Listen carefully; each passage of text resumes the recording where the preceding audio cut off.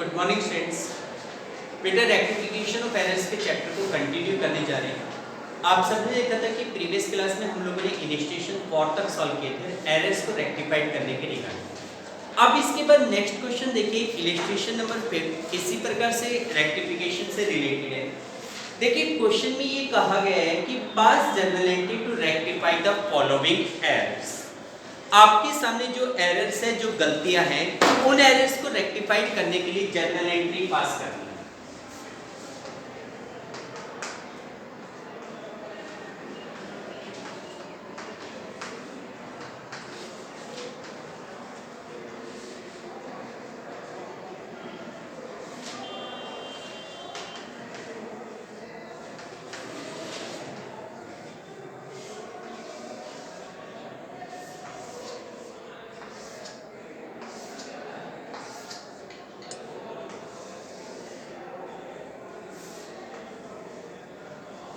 Date,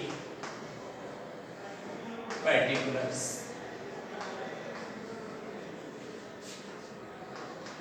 leisure folio, amount, debit, amount, credit। ठीक है, देखिए ये रेक्टिफाइंग जर्नल एंट्री हमें पास करनी है। अब देखो फिफ्थ क्वेश्चन में मैंने आपको बताया था कि रेक्टिफिकेशन करने का सबसे बढ़िया तरीका है कि एक बार तो राइट एंट्री लिख लो जो होनी चाहिए, एक तरफ रॉन्ग एंट्री लिख लो जो आपने कर दी, फिर इसमें देखो कि किस अकाउंट के ऊपर कितने अमाउंट का क्या इफेक्ट पड़ रहा है। और उसको रेक्टिफाइड करने का तरीका मैंने बता ही रखा है कि अगर कोई अकाउंट गलती से डेबिट हो जाए क्रेडिट, क्रेडिट हो जाए डेबिट, नहीं किया डेबिट तो अब डेबिट कर दो, क्रेडिट नहीं किया अब क्रेडिट कर दो। और इसी प्रकार अमाउंट से रिलेटेड मिस्टेक के बारे में बताया। तो देखो बेटा इसमें जो फर्स्ट ट्रांजिशन है उसमें ये कह रहा है कि goods costing ₹1000 have been purchase on credit from Sohan. भाई हमने सोहन से 1000 रुपीस की गुड्स क्रेडिट में खरीदी, but no entry has been made in the books although the goods were taken into stock. देखो हमने सोहन से 1000 रुपीस की गुड्स क्रेडिट में खरीदी, but no entry has been made in the books, लेकिन बुक्स में इसके रिगार्डिंग कोई एंट्री पास नहीं की गई। Although the goods were taken into stock, हालांकि जो गुड्स थी उसको हमने स्टॉक में शामिल कर दिया। आपने 1000 की गुड्स सोहन से क्रेडिट में खरीदी, लेकिन आपने उसकी एंट्री नहीं की, ठीक है। तो देखो क्लियर बात है कि आपने सोहन से 1000 की जो गुड्स खरीदी उसकी कंप्लीट एंट्री आप रिकॉर्ड करना भूल गए, तो उस एंट्री को अब रिकॉर्ड कर दो। एंट्री क्या बनती है भाई, आपने सोहन से सामान खरीदा तो गुड्स आपके पास आ रही है, परचेज को क्या करोगे debit, Sohan is a giver, Sohan को क्या करोगे क्रेडिट। आपकी एंट्री क्या बननी चाहिए, purchase account debit to Sohan. अब कंप्लीट एंट्री रिकॉर्ड करना भूल गए थे तो अब रिकॉर्ड कर दो। एंट्री आपकी बन गई purchase account debit to Sohan, purchase account debit to Sohan 1000। Goods purchase on credit omitted to report it. Goods purchased on credit omitted to report. Goods purchase on credit omitted to report। भाई हमने credit में goods खरीदी थी जिसको record करना भूल गए। इसके बाद सेकंड ट्रांजिशन कहते हैं कि goods amounted to ₹4000 have been sold on credit, but no entry has been made in the books. देखो ये कह रहा है कि goods amounted to ₹4000 have been sold on credit. भाई हमने 4000 रुपए का सामान क्रेडिट में सेल किया था, उधार में बेचा था, but no entry has been made in books, हमने उसकी कोई एंट्री नहीं की, कोई बात नहीं है। अब यहाँ पे देखो कंप्लीट एंट्री को रिकॉर्ड करना भूल रहे हो, तो अगर आप एंट्री को ही रिकॉर्ड करना भूल गए तो उसको अब रिकॉर्ड करो। तो जैसे ये कह रहा है कि भाई अपने 4000 की गुड्स क्रेडिट में सोल्ड करी, उसको रिकॉर्ड करना भूल गए। अगर देखो क्रेडिट में गुड्स सेल करते हो, किसको सेल करी ये आपको क्वेश्चन में नहीं दे रखा। जब हम क्रेडिट में गुड्स सेल आउट करते हैं तो उसके लिए एंट्री क्या होती है, जिस बंदे को सामान बेचा ही इज ए रिसीवर, उसको तो करते हैं डेबिट। गुड्स आप बेच रहे हो, बेचने के लिए सेल, सेल को क्या करते हैं क्रेडिट। अब देखो उस बंदे का नाम गिवन नहीं है, तो दो ऑप्शन आपके पास है, या तो आप यहाँ पे लिख सकते हो डेटर, क्योंकि जिन बंदों को हम गुड्स क्रेडिट में सेल करते हैं वो हमारे क्या कहलाते हैं, डेटर। एंट्री बन सकती है debtor account debit to sale, या फिर डेटर की जगह आप पर्सनल अकाउंट वर्ड भी यूज कर सकते हो, क्योंकि देखो जिस बंदे को आपने गुड्स सेल आउट की उस बंदे का नाम आना है, नाम आपको नहीं दे रखा क्वेश्चन में तो आप उसकी जगह पर्सनल अकाउंट वर्ड का यूज कर सकते हैं। तो यहाँ पे आपकी एंट्री बनेगी डेटर या पर्सनल अकाउंट को तो करो डेबिट और सेल्स को करोगे क्रेडिट। डेटर लिख लो या पर्सनल अकाउंट लिख दो, आपकी मर्जी पे डिपेंड करेगा। Debtors account debit to sales account. कितने की गुड्स सेल आउट की गई थी बेटा, 4000 की।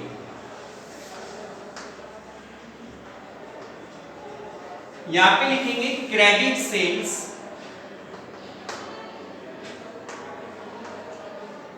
Omitted to record. भाई जो क्रेडिट में सेल की उसको रिकॉर्ड करना भूल गए। इसके बाद नेक्स्ट ट्रांजेक्शन ये कहता है कि no entry has been made for purchase return of ₹200। हमने 200 रुपीस की कोई गुड्स वापस की थी, परचेज किया हुआ सामान हमने वापस किया था। अच्छा, जिन लोगों से हम गुड्स खरीदते हैं वो हमारे क्या कहलाते हैं, क्रेडिटर कहलाते हैं, और जब हम उसको गुड्स वापस करेंगे तो उसे क्या कहा जाता है, परचेज रिटर्न। परचेज रिटर्न की एंट्री क्या होती है, जिस बंदे को सामान वापस कर रहे हो उसको तो करोगे डेबिट और परचेज रिटर्न को क्या करोगे, क्रेडिट। अब बंदे का नाम नहीं दे रखा कि किसको गुड्स वापस की गई है, तो देखो जिन लोगों को गुड्स वापस की जाती है वो हमारे क्रेडिटर होते हैं। तो एंट्री क्या बननी चाहिए, creditor account debit to purchase return. Creditor word use कर सकते हो या पर्सनल अकाउंट वर्ड यूज कर सकते हो। तो यहां पे हमारी एंट्री हो जाएगी creditors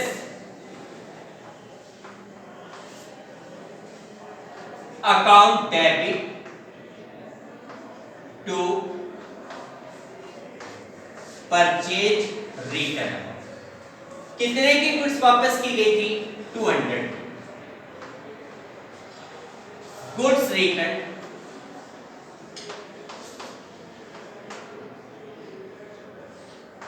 to goods return omitted to be recorded, omitted to record, उसे रिकॉर्ड करना भूल गए।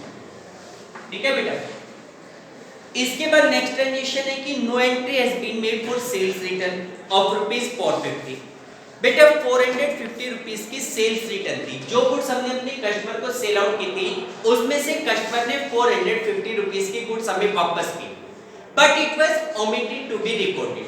हम इस ट्रांजेक्शन को बुक्स में रिकॉर्ड करना भूल गए।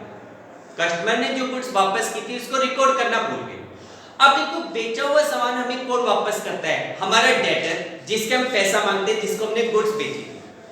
अब देखो गुड्स अगर हमारे को वापस की जाती है तो गुड्स हमारे पास आ रही है, सेल्स रिटर्न को तो करेंगे डेबिट, जो रिटर्न करने वाला बंदा है उसको करेंगे क्रेडिट, लेकिन उसका नाम गिवन नहीं, तो उसकी जगह पर्सनल अकाउंट वर्ड यूज किया जाएगा या फिर डेटर वर्ड यूज किया जाएगा, क्योंकि गुड्स कौन वापस करता है, डेटर। तो एंट्री क्या होगी, sales return account debit to debtor. तो फोर्थ ट्रांजेक्शन हमारे पास हो जाएगा sales return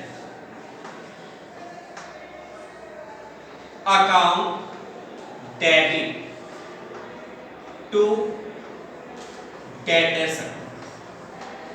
sales return account debit to debtors account. कितने की गुड्स रिटर्न की गई थी बेटा, 450। Goods return by customer omitted to record. Goods return by customers omitted to record, omitted to record, record करना, ठीक है। इसके बाद नेक्स्ट ट्रांजेक्शन ये कहते हैं कि goods purchase from Ramesh Chandra on credit for ₹5000 were recorded in purchase book as 500। अच्छा पॉइंट है, ध्यान से समझो। देखो ये कह रहे हैं कि goods purchase from Ramesh Chandra on credit ₹5000। हमने रमेश चंद्र से 5000 रुपीस की गुड्स क्रेडिट में खरीदी थी और it was recorded in purchase book as 500। देखो रमेश चंद्र से गुड्स खरीदी थी तो एंट्री क्या होनी चाहिए थी, purchase account debit to Ramesh Chandra. भाई हमारी एंट्री क्या बनती है, purchase account debit to Ramesh Chandra. और कितने से एंट्री बनती है, 5000 से।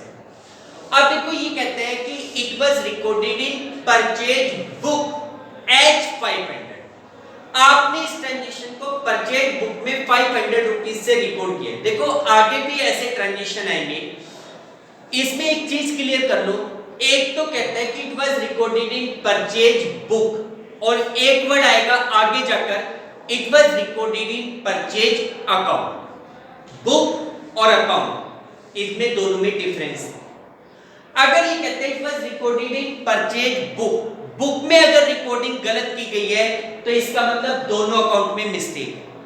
और अगर ये कहते हैं it was recorded in purchase account 500, तो इसका मतलब केवल और केवल परचेज अकाउंट में गलती है, इस अकाउंट में कोई गलती नहीं है। ठीक है, अब फिलहाल इस पॉइंट में ये कह रहे हैं it was recorded in purchase book as 500।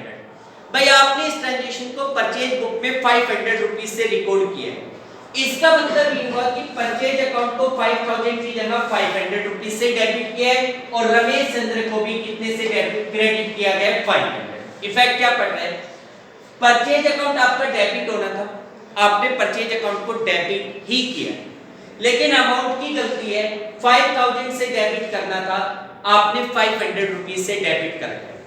तो क्लियर है कि डेबिट साइड में 4500 रुपीस कम है। तो मैंने बताया था कि अगर डेबिट साइड में कम है तो जितना डेबिट में कम है उतने से डेबिट और कर दो। तो परचेज को तो 4500 से डेबिट कर दो। इसी प्रकार रमेश चंद्र को 5000 से क्रेडिट करना था, क्रेडिट तो किया है लेकिन 500 से क्रेडिट किया है। क्रेडिट साइड में 4500 रुपीस कम है, तो इसको 4500 रुपीस से क्रेडिट और कर दो। परचेज को तो 4500 से कर दो डेबिट, और रमेश चंद्र को 4500 से कर दो क्रेडिट। तो एंट्री क्या बनेगी आपकी, परचेज अकाउंट डेबिट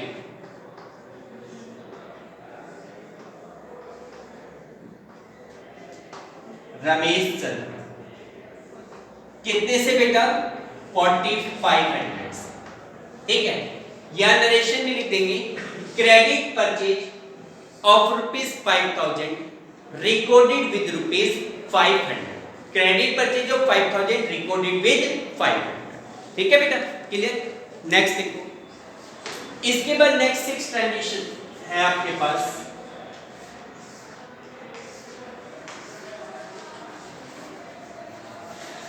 देखो बेटा 6 ट्रांजेक्शन में कहता है कि sales of ₹600 to Sierra recorded as 60 in the sales। देखो सेल्स ऑफ ₹600 to Sierra, भाई हमने सियाराम को 600 रुपीस की गुड सेल आउट की थी। सियाराम को 600 रुपए का सामान बेचा था, but it was recorded in sales book as ₹60, लेकिन सेल्स बुक में इस ट्रांजेक्शन को 60 रुपीस से रिकॉर्ड किया गया। पहले तो आप देखो कि आप सियाराम को 600 रुपीस की गुड सेल आउट कर रहे हो, तो आपकी एंट्री क्या बननी चाहिए, देखो सियाराम को सामान बेचोगे तो आपकी एंट्री होनी चाहिए Siyaram debit to sale, Siyaram debit to sales, और ये एंट्री आपकी कितने से होनी चाहिए थी, 600। लेकिन ये कहते हैं it was recorded in sales book. Sales book का मतलब है दोनों जगह गलती करना, दोनों जगह आपने 60 रुपीस से एंट्री कर दी। अब देखो इफेक्ट क्या पड़ रहा है, भाई इफेक्ट ये पड़ रहा है कि आपको सीआरएम को डेबिट करना था, आपने सीआरएम को डेबिट ही किया है, लेकिन सीआरएम का अकाउंट 600 रुपीस से डेबिट होना था, आपने उसको 60 रुपीस से डेबिट करा। इसका मतलब ये हुआ कि सीआरएम के अकाउंट की डेबिट साइड में 540 रुपीस कम है, तो उसको 540 रुपीस से डेबिट और कर दो। ठीक है, इसी प्रकार सेल्स अकाउंट को क्रेडिट करना था, क्रेडिट किया है, 600 की जगह 60 रुपीस से क्रेडिट कर रखा है, तो उसके क्रेडिट साइड में 540 रुपीस कम है, तो उसको 540 से क्या कर दो, क्रेडिट। सीआरएम को 540 से डेबिट कर दो, सेल्स अकाउंट को 540 से क्रेडिट कर दो, तो आपकी एंट्री क्या बनेगी, CRM debit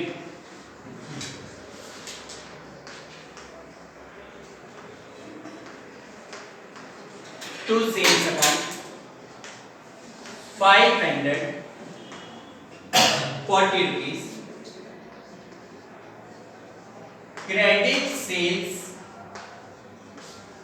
of rupees 600,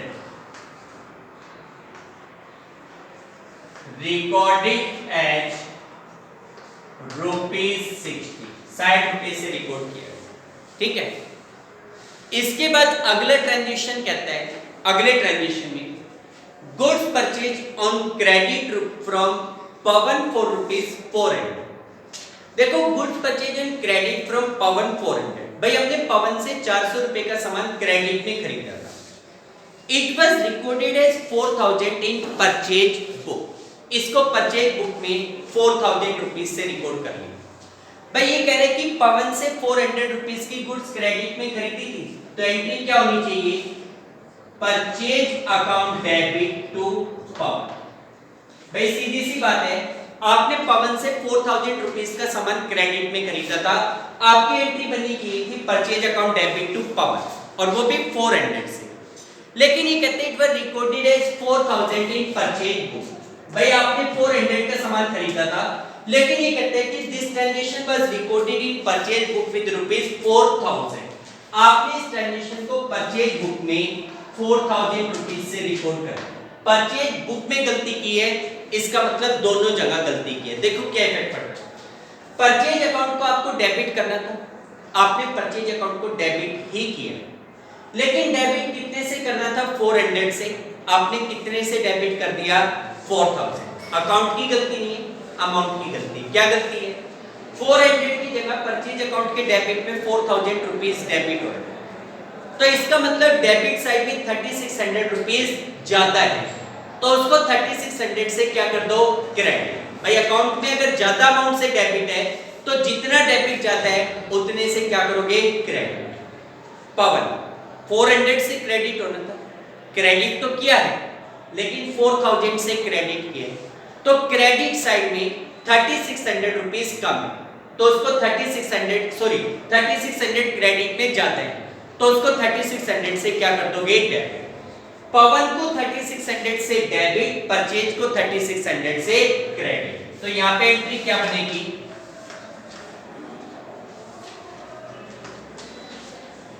Pawan debit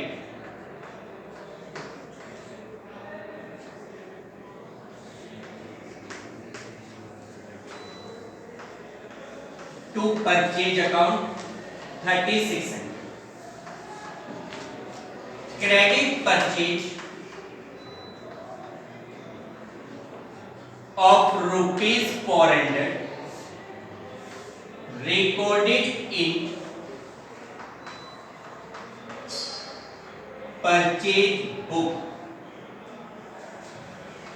with rupees 4000, with rupees 4000। Purchase book में कितने से एंट्री कर दी, 4000। ठीक है भाई, क्लियर है बात। नेक्स्ट देखो बेटा, ये इलस्ट्रेशन नंबर 5 था कंप्लीट। इसके बाद इलस्ट्रेशन नंबर 6 देखिए, इसमें भी कह रहे हैं कि give journal entry to rectify the following errors. आपके सामने जो एरर्स है, उन एरर्स को रेक्टिफाई करने के लिए जर्नल एंट्री पास करनी है।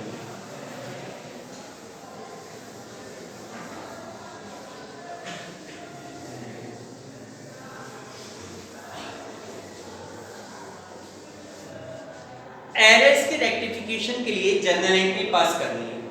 फॉर्मेट अब आप लोग बना लेना बेटा, वही जर्नल का फॉर्मेट बनेगा। हम लोग सीधा सीधा एंट्री कर रहे हैं। देखो बेटा, इसमें फर्स्ट पॉइंट कह रहे हैं, अच्छा क्वेश्चन है, ध्यान से समझना।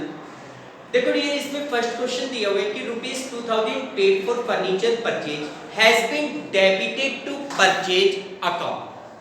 देखो बेटा, इसमें जो पहला ट्रांजैक्शन है वो ये कहता है कि ₹2000 पेड फॉर फर्नीचर परचेज।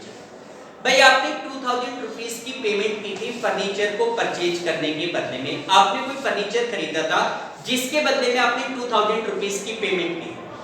तो अगर हम फर्नीचर खरीदते हैं तो हमारी एंट्री क्या बनती है? नॉर्मल से एंट्री बनेगी furniture account debit to cash.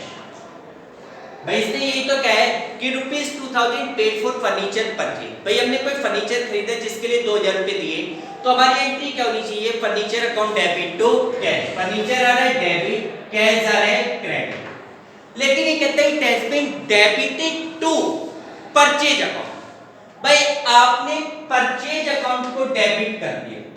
आपने कौन से अकाउंट को डेबिट कर दिया? Purchase account. ठीक है, अब आप देखो इसका मतलब ये हुआ कि आपको फर्नीचर को डेबिट करना था राइट एंट्री के अकॉर्डिंग। अच्छा, रॉन्ग एंट्री में क्रेडिट किसको किया वो नहीं बता रखा, केवल ये कह रहा है कि भाई परचेज अकाउंट को डेबिट कर दिया। इसका मतलब गलती इस डेबिट अकाउंट में है, क्रेडिट अकाउंट में कोई गलती नहीं। ठीक है, आपको फर्नीचर को डेबिट करना था, आपने बाय मिस्टेक परचेज अकाउंट को डेबिट करा। ठीक है, तो केवल जो गलती है वो डेबिट साइड में, क्रेडिट में गलती नहीं है। इफेक्ट को कैसे दूर करेंगे? आपने परचेज अकाउंट को डेबिट कर रखा है जबकि इस अकाउंट का कुछ नहीं होना चाहिए था, तो इसको तो कर दो क्रेडिट। और डेबिट करना किसको था? फर्नीचर को। नहीं किया उसे आप डेबिट कर दो। फर्नीचर अकाउंट तो आपका हो जाएगा डेबिट और परचेज अकाउंट क्या हो जाएगा? क्रेडिट। तो फर्स्ट एंट्री क्या बनेगी? Furniture account debit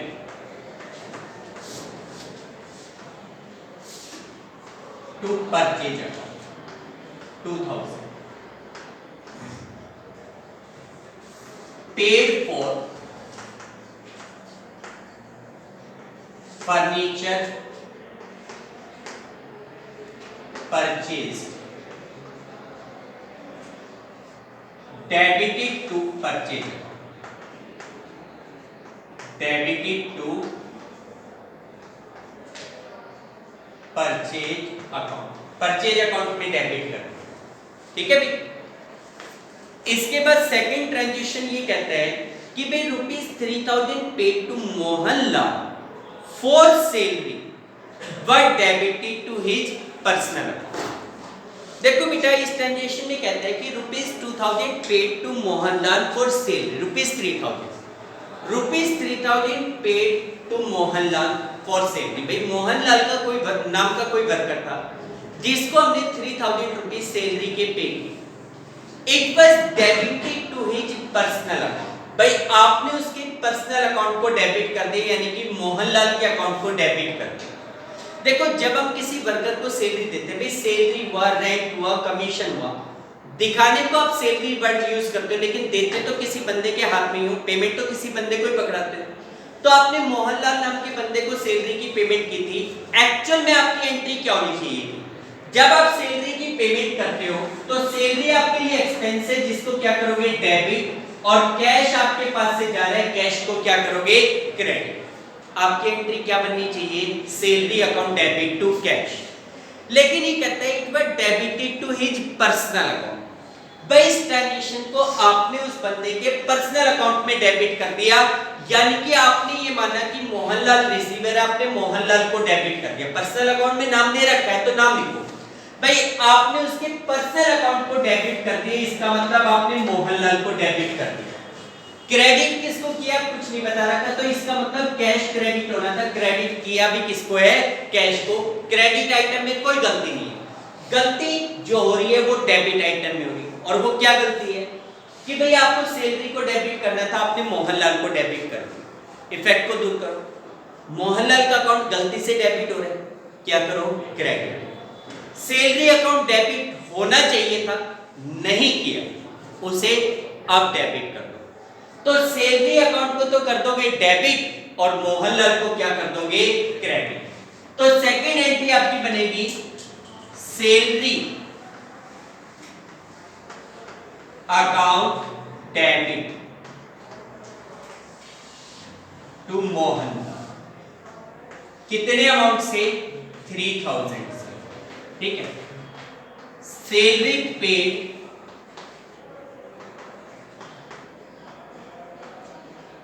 to Mohanlal debited to his personal account, debited to his personal account। Salary paid to Mohanlal debited to his personal account, उसके पर्सनल अकाउंट को debit कर दिया।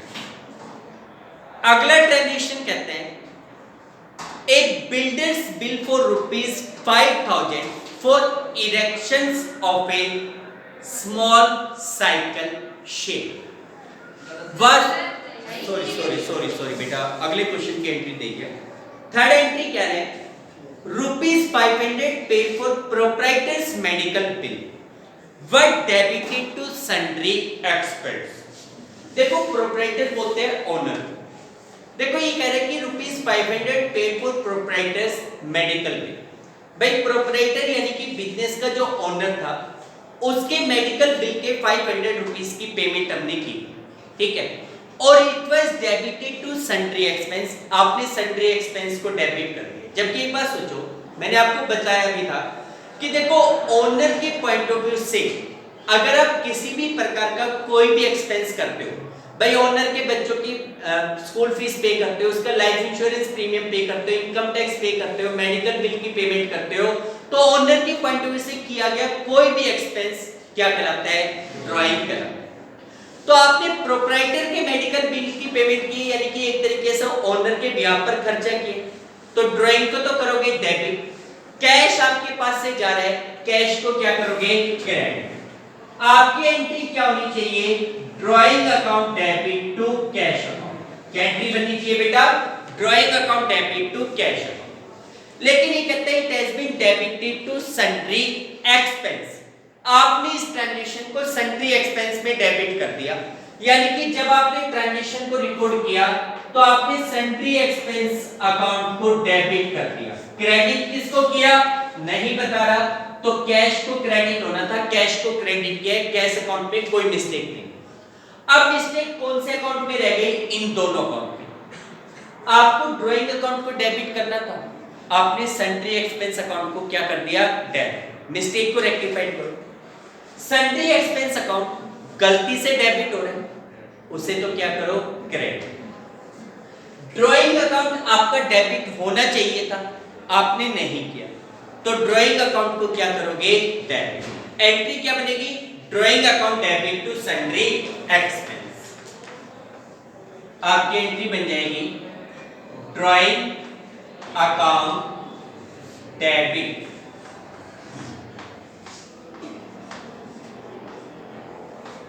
Sundry expense. कितने का bill था बेटा, 500।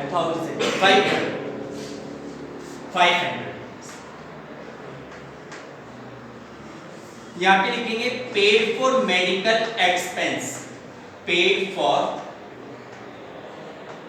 Medical expense of proprietor debited to sundry expense, debited to sundry expense account. ठीक है बेटा, क्लियर। अगला ट्रांजेक्शन है, नेक्स्ट ट्रांजेक्शन में क्या कहते हैं, देखो बेटा नेक्स्ट ट्रांजेक्शन में ये कह रहे हैं कि typewriter purchase for ₹7500 has been wrongly passed through the purchase. देखो बेटा ये कह रहे हैं कि टाइपराइटर परचेज फॉर ₹7500, भाई हमने ₹7500 का टाइपराइटर खरीदा, कैश में खरीदा था या क्रेडिट में खरीदा था, ये क्वेश्चन में मेंशन नहीं। तो आपने सीखा था कि नॉर्मल सिचुएशन में ये माना जाता है कि अगर ट्रांजैक्शन में किसी बंदे का नाम ना दिया हो तो उस ट्रांजैक्शन को कैश माना जाता है। कैसे माना जाता है, कैश, ठीक है। लेकिन क्योंकि इस ट्रांजैक्शन में परचेज बुक का जिक्र हुआ है तो हम ये मानेंगे कि ये ट्रांजैक्शन हमारा क्रेडिट में था, उधार में, ठीक है।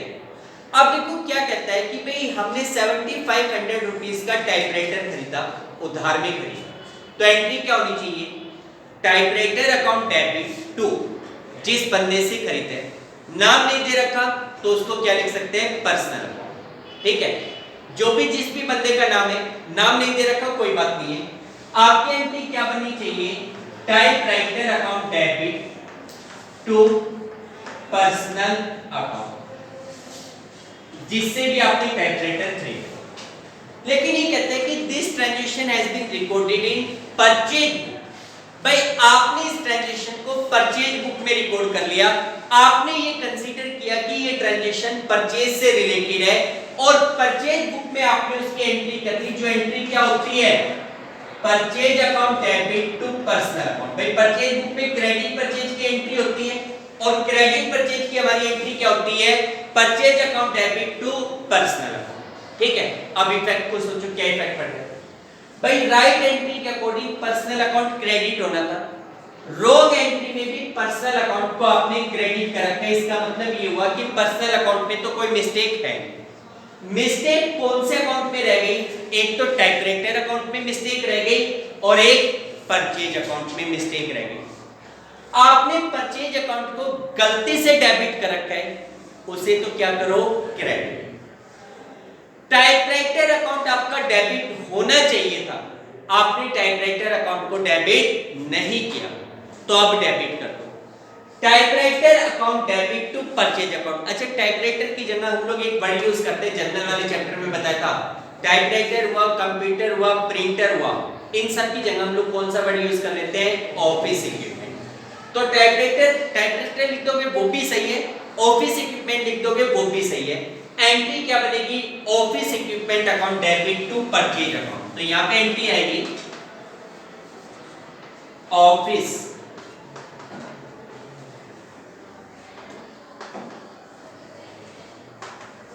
Equipment account debit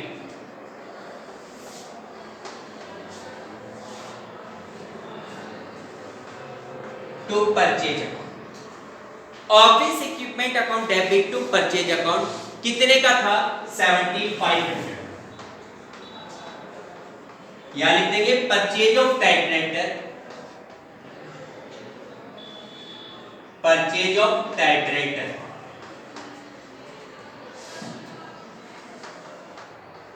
recorded in purchase, recorded in purchase book.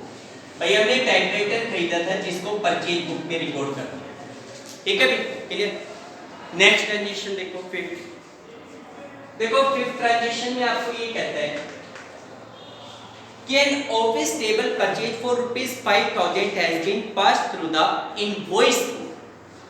देखो पहले तो ये देखो कि इस ट्रांजेक्शन में ये कह रहा है कि an office table purchase for ₹5000। भाई यहाँ पे ऑफिस के लिए 5000 रुपए की कोई टेबल खरीदी। अच्छा, ऑफिस टेबल के लिए एक पर्टिकुलर ग्रुप होता है जिसका नाम होता है फर्नीचर। आपने फर्नीचर खरीदा, कैश में खरीदा था या क्रेडिट में खरीदा था ये मेंशन नहीं, तो नॉर्मल केस में तो उसको कैश माना जाता है, लेकिन क्योंकि यहाँ पे ये कह रहे हैं कि it has been passed through the invoice book, तो ये क्रेडिट परचेज माना जाए, ठीक है। तो हमने कोई फर्नीचर खरीदा था और वो भी कैसे खरीदा था, क्रेडिट, उधार में खरीदा था। तो आपकी एंट्री क्या होनी चाहिए थी भाई, अगर आप उधार में फर्नीचर खरीदते हो तो आपकी एंट्री होनी चाहिए furniture account debit to personal account. क्या एंट्री बनती है, furniture account debit to personal account, ये एंट्री बनती है। अब ये कहते हैं कि it has been recorded in invoice book. भाई आपने ये ट्रांजैक्शन इनवॉइस बुक में रिकॉर्ड कर दिया, ट्रांजैक्शन को क्या रिकॉर्ड कर दिया, इनवॉइस बुक। कौन सी book, purchase book, sales book, कौन सी बुक। तो देखो बेटा, क्रेडिट परचेज के रिगार्डिंग जो इनवॉइस बुक होती है उसको कहते हैं परचेज। आपने इस ट्रांजैक्शन को परचेज बुक में रिकॉर्ड कर दिया। तो देखो परचेज, भाई फर्नीचर को खरीदा है तो फर्नीचर खरीदने से रिलेटेड इनवॉइस बुक कौन सी होगी, परचेज बुक होगी। तो उसमें हमारी एंट्री क्या होती है, परचेज की एंट्री करी होगी, purchase account debit to personal account. भाई उसमें हमने क्या एंट्री कर दी, purchase account debit to personal account, ठीक है। अब आप देखो कि पर्सनल अकाउंट में तो कोई मिस्टेक है नहीं, भाई पर्सनल अकाउंट में तो कोई मिस्टेक नहीं है। मिस्टेक कौन कौन से अकाउंट में रह गई, एक तो फर्नीचर अकाउंट में और एक परचेज अकाउंट। क्या, परचेज अकाउंट को आपने गलती से डेबिट कर रखा है, जबकि परचेज अकाउंट का कुछ नहीं, वो अकाउंट गलती से डेबिट हो गया, उसे तो क्या करो, क्रेडिट। फर्नीचर अकाउंट आपका डेबिट होना चाहिए था, नहीं किया, उसे क्या करोगे, डेबिट। तो रेक्टिफाइड एंट्री क्या बनेगी, furniture account debit to purchase account,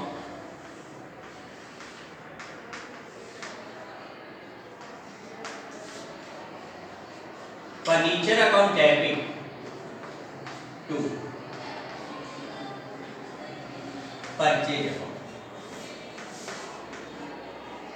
purchase of table for office recorded through invoice, recorded through invoice। भाई इस ट्रांजेक्शन को आपने इनवॉइस बुक के थ्रू रिकॉर्ड करना। कौन सी बुक के थ्रू? इनवॉइस। ठीक है भाई। अगला ट्रांजेक्शन ये कहता है, next transaction, an amount of ₹1200 spend on annual white wash was debited to building account। देखो ये कह रहे हैं an amount of ₹1200 spent on annual white wash। annual white wash का मतलब क्या होता है कि भाई जैसे हम लोग अपने घर में, बिल्डिंग में, ऑफिसेज में हर साल व्हाइट वॉश करवाते हैं, ठीक है, पेंट वगैरह करवाते हैं। आप लोग देखो कि जैसे आप दिवाली का टाइम पीरियड चल रहा है, बहुत सारे लोग ऐसे होते हैं जो अपने घरों को या अपने ऑफिस को या अपनी दुकानों को पेंट करवाते हैं। उनका पर्पस क्या होता है?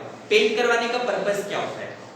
टू मेक द मेंटेनेंस, यानी कि रिपेयर करवाना। भाई पेंट करवाने का पर्पस होता है कि अगर बिल्डिंग में, दीवारों में किसी भी प्रकार की कोई भी रिपेयर की रिक्वायरमेंट है, टूट फूट हो रही है, तो उसको रिपेयर कर दिया जाए। ठीक है, तो देखो एनुअल जो व्हाइट वॉश का खर्चा होता है, एक्चुअल में जब आप लोगों ने सीखा कि किसी भी एसेट्स पे कोई खर्चा करते हैं तो क्या वो एसेट्स की कॉस्ट में ऐड होगा या नहीं होगा? तो देखो अगर ये खर्चा फर्स्ट टाइम होता तो ये बिल्डिंग की कॉस्ट में ऐड होता, लेकिन हर साल का ये रिपीटेड खर्चा है, हर साल करवा रहे हो, तो ये बिल्डिंग की कॉस्ट में ऐड नहीं होगा। This expense will be shown by the name of repair. हर साल अगर आप व्हाइट वॉश का खर्चा करते हो तो वो खर्चा किसके नाम से आएगा? रिपेयर के नाम से आना चाहिए। तो देखो एनुअल व्हाइट वॉश का खर्चा था कितने अमाउंट का? 1200 का। तो हमने ये जो पैसा खर्च किया इसको किस नाम से दिखाना चाहिए था? Repair account debit to cash. लेकिन ये कहता है it was debited to building account. भाई आपने बिल्डिंग अकाउंट को डेबिट कर दिया। सोचो भाई आपने रिपेयर के ऊपर खर्च किया था, व्हाइट वॉश का खर्चा था, रिपेयर के नाम से आना चाहिए था। आपकी एंट्री बननी चाहिए थी repair account debit to cash account. क्या एंट्री बननी चाहिए थी? Repair account debit to cash. लेकिन ये कहते हैं it has been debited to building account. भाई आपने इस ट्रांजैक्शन को बिल्डिंग अकाउंट में डेबिट कर दिया। आपने इस ट्रांजैक्शन को बिल्डिंग अकाउंट में डेबिट कर दिया। बिल्डिंग अकाउंट को आपने डेबिट किया, क्रेडिट किस अकाउंट को किया गया ये नहीं बताया गया, तो ये माना जाएगा कैश क्रेडिट होना था। क्रेडिट भी किसको किया गया? कैश। उसमें कोई गलती नहीं है, गलती इन दोनों अकाउंट में। आपको रिपेयर को डेबिट करना था, आपने बिल्डिंग को डेबिट कर दिया। तो बिल्डिंग अकाउंट बाय मिस्टेक आपसे डेबिट हो रहा है, उसे तो करो credit.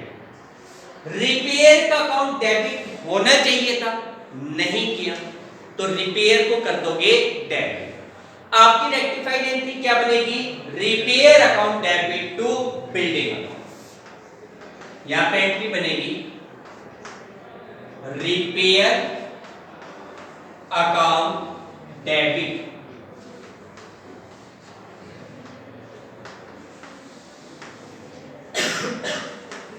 To building account.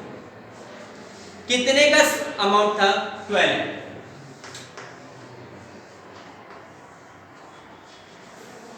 Amount paid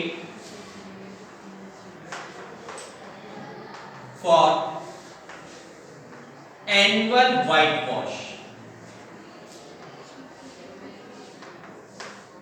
white wash, debited to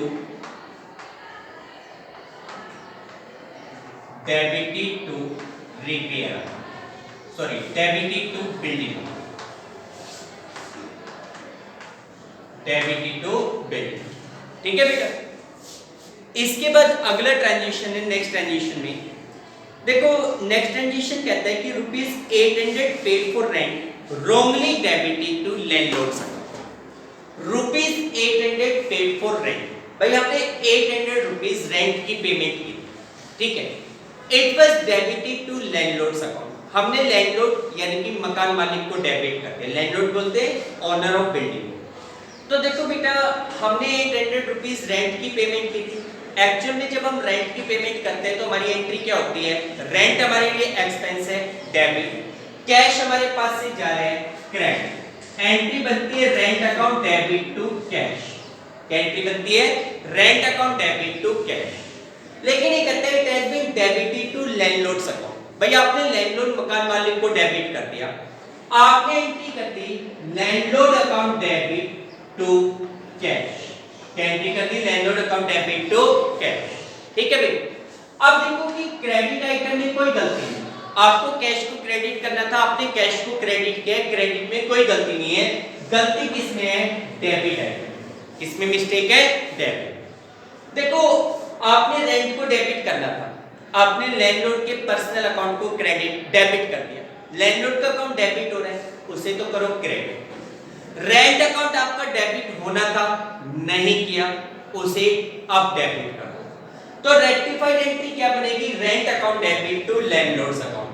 तो 7 ट्रांजिशन में rent account debit to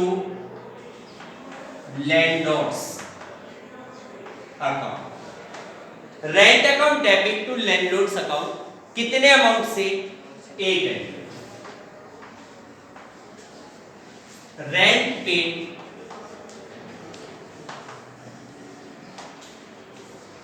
debited to